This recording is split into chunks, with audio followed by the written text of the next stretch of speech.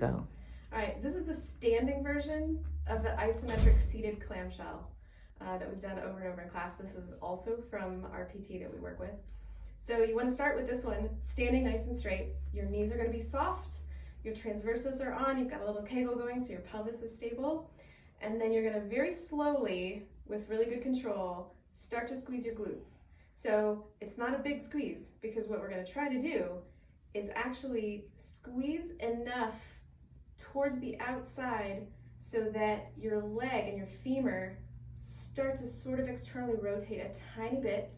Your arches are going to come up at your feet. Your knees are going to go a little bit out to the sides. And you're going to hold that for 10 seconds. So you can do this when you're waiting in line at the store. And it's activating the same muscles that you're doing when you're doing the seated isometric clamshell. Now be careful, because there's a muscle that goes from here around to the side, and that one will try to take over if your glutes aren't very strong. So start really slowly and then gradually squeeze them a little bit more, and try to keep that front of your leg a little bit relaxed. It's going to work a little bit because you're standing up, but you really want to focus on making sure that your glutes are doing this work of pulling your leg a little bit out to the side.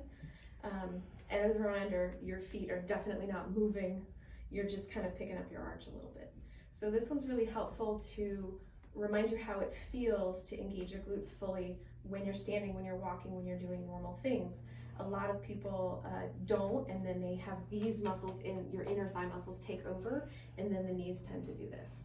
So we really want to try to remind ourselves how to counteract that and get those muscles to fire on a regular basis.